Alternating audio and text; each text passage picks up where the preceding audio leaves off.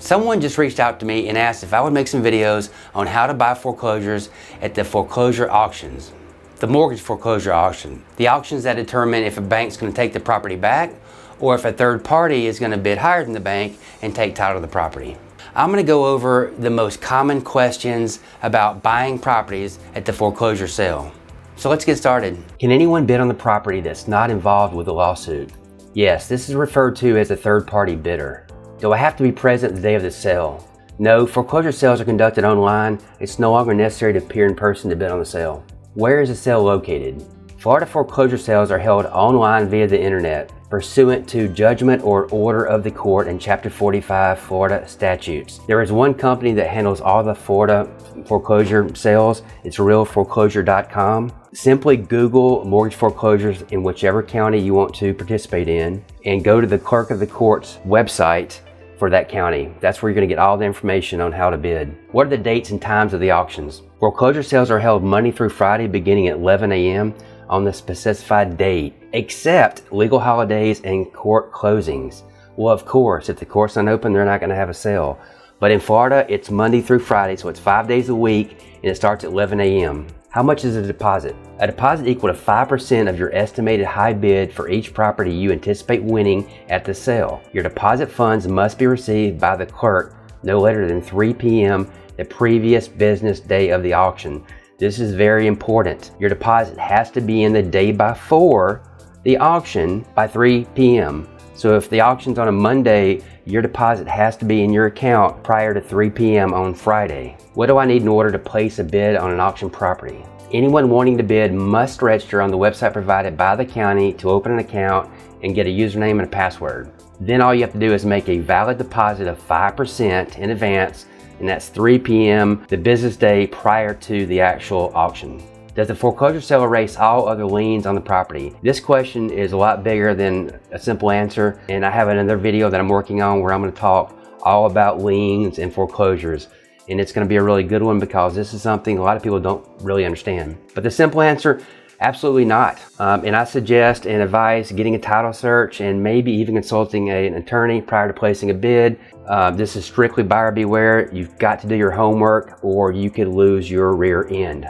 How do I pay for my deposit? Deposits can be made electronically by ACH, electronic check, bank wire transfers, cash, or cashier's checks. These forms of payment must be delivered to the clerk's office by 3 p.m. the day before the auction. That's the business day before the auction.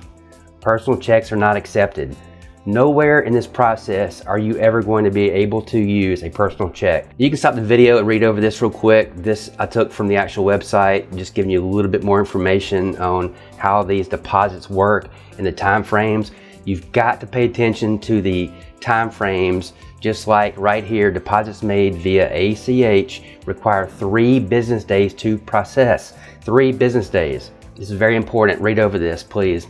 How do I pay for my winning bid? Payments can be made by bank wire transfers, cashier's checks, or by cash. It's the same as your deposit except it's strictly bank wires or cashier's checks. Remember, this is important. Final funds must be received by the clerk no later than 5 p.m. the day of the auction. Make sure and know the hours of operation of the particular clerk's office. And I say this because on Fridays, my office closes at 4. So if you were to win a winning bid on Friday, you don't have till 5 p.m. You only have till 4 p.m. And nowhere you're going to see that in writing. Everything always says 5 p.m. So just remember, check the hours of operation. Can other participants see my bids? No, they can't. How does the bidding work? What is a proxy bid? Auction participants enter their highest bid for a property on the website. The auction system then checks all of the bids and enters a bid on your behalf at $100 more than the next highest bidder. That's proxy bidding. The system stops entering bids for you when your highest acceptable bid is reached. When an auction closes, each property is awarded to the bidder with the highest bid. All bids must be at least in increments of $100 more than the previous bid, and all bid increments must be made in multiples of 100. Everything's done by multiples of $100. What happens in case of a tie? If identical bids are placed prior to the auction, The first participant to place the bid will be the official high bidder. Tie bids are not allowed once the auction begins. However, if a bidder enters a bid that equals a proxy bid placed by another bidder, the bid entered in first would be deemed the current high bid. If this occurs, you will receive a message indicating that you do not have the current high bid and will then have the opportunity to raise your bid if desired. What is the overtime period and why does the auction keep extending? Any bid placed with less than 30 seconds remaining on the auction clock that increases the current high bid will extend the bidding period by 1 full minute. Bid modifications that do not increase the current high bid or bids that do not exceed the stated plaintiff's maximum bid will not extend the auction. So it's only if a higher bid is received 30 seconds before the deadline. It's going to up at 1 minute. And this could go on for several minutes. Can I change or cancel my bid? Yes and no.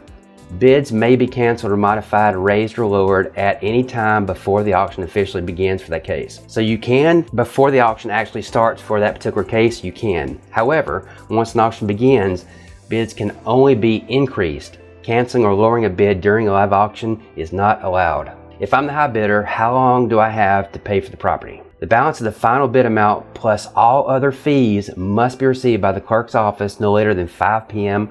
on the day of the sale. So the day of the sale, 5 p.m. or remember whatever their closing hours is. If it's 4 o'clock on a Friday, then it's going to be 4 o'clock on Friday. One quick tip, if you're doing a bank wire transfer, if you're wiring the funds, as long as the clerk's office can see that you initiated the bank wire prior to 5 p.m., you're fine. It doesn't have to be received by 5, but as long as they can see that the wire has been initiated. What if I fail to make the final payment or choose not to purchase the property? If full payment is not made by 5 p.m. the day of the sale, your deposit will be forfeited. You lose it, it's gone, end of story. How do I request a refund? Simply click Request Refund on the left side of the page.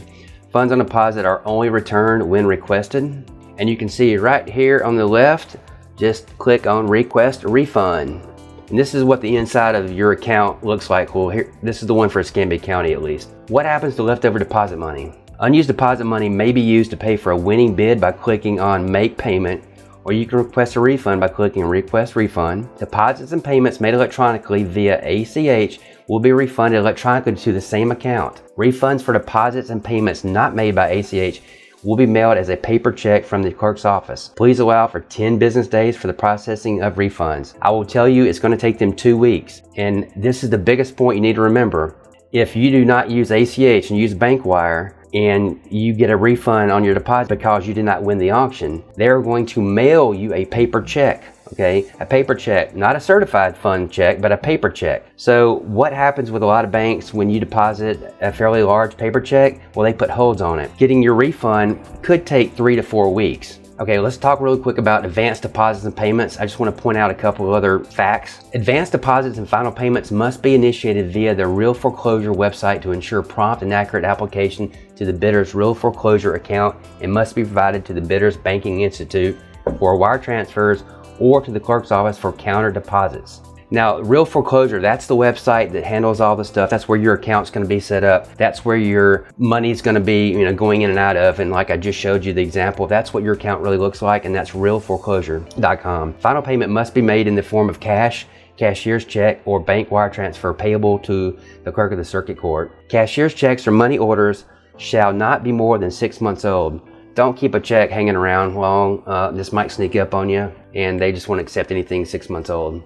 Deposit payments made via ACH require 3 full working days to arrive or settle in the clerk's account. Deposits made by ACH must be settled and cleared in the clerk's account prior to the start of a sale in order to be able to bid on the property. Deposit payments made via ACH will not be available for bidding until such funds have cleared, settled. Deposit payments made via bank wire transfer require 1 full working day to arrive, settle in the clerk's account. This is just really important to remember because some of us, like myself, don't like to make the deposit until the very last minute because the property is liable to be pulled from auction at any moment up to the sale. And I hate to do it days in advance. If you're gonna do a bank wire, you can do it the day before. But if you're doing ACH, you need to remember it takes 3 full days. So make sure and keep that in mind when you're deciding on what kind of deposit you wanna use. If I win the bid, what do I pay besides the 5% deposit? You got 4 things: the remaining bid amount balance, the court service charge, the electronic sales fee, and the documentary stamp tax. The court service charge is assessed at 3% for the first $500, then 1.5% for everything over $500. So if we take a $100,000 winning bid amount, the first $500 is going to be 3%, which is $15. The remaining balance is going to be times 1.5% for a total of $1,432.50, which means your total court service charge for a $100,000 winning bid is going to be $1,447.50. If you're not familiar with the purchasing and selling of real estate in the state of Florida, you have to remember Florida has no state income tax. One of the ways the state of Florida makes revenue is by taxing the transfer of real property. So anytime you purchase a property, which means you're transferring the deed from one entity to another, there's going to be a tax from the state of Florida. And this is on any property. It doesn't matter if it's a foreclosure, if it's a typical sale, if you're buying at the courthouse, doesn't matter what, any type of transfer of title is going to incur this tax. So in the same example of a $100,000 winning bid amount, it's very simple. You just divide 100 into whatever your final sales price is. In this case, $100,000 divided by 100 equals 1,000 units. 1,000 times 70 cents equals $700. It's that simple. Whatever the purchase price, divide it by 100 times 70 cents, and that's going to be your dock stamp tax. This is on anything in the state of Florida. It doesn't matter what kind of sale, as long as you're transferring title, the deed, this tax is going to be owed to the state of Florida. So what are the exact costs if you win a bid for $100,000? First, you're going to have your 5% deposit at $5,000. Next, your remaining balance is going to be $95,000. Third, you're going to have your court service charge, $1,447.50. You're going to have to pay the electronic sales fee of $70. And you're going to have to pay the documentary stamp tax of $700, which gives you a grand total of $102,217.50. That's only 2.2% expenses to purchase a foreclosure at the auction for $100,000. How do I get my certificate of title after winning the auction? There are going to be two different certificates you're going to receive from the clerk's office. The first one's going to be their certificate of sale. This is issued if all amounts due are paid in full, and any objection can be filed within 10 days after the filing of their certificate of sale. The courts have 10 days to receive any type of objections before they issue their certificate of title. And second, you're going to get the certificate of title. And this is going to be issued by the clerk's office after the full 10-day period has elapsed and there's been no objections filed or any other type of action relating to the subject's proceeding pending. So if nothing's filed after 10 calendar days, you'll get your certificate of title, and that's what you're waiting for. This is why banks can't do anything to the property when they first get notified they have the winning bid, because they don't have their certificate of title yet. This means they don't have legal ownership yet. That's why you'll only see them rekey a property. They won't do trash outs. Nothing will be done until they get their title. Okay, just make a note of this, but if the 10th day falls on a weekend or a holiday, your certificate will be issued on the second following business day. So say that your 10th day is on a Monday and that's a holiday, that means you won't get your title until Wednesday, the second business day. Okay, that's it. I really appreciate you watching the video. If you have any questions, please leave them below. If you haven't, please hit the subscribe button. I really appreciate it. And I'll be having the next video. This is going to be part 2, and we're going to get into actual how to go about buying the foreclosure online. What steps you need to take, what do you need to know, what do you need to prepare for, and how do you need to go about putting in a successful bid. As always, thanks and have a great day.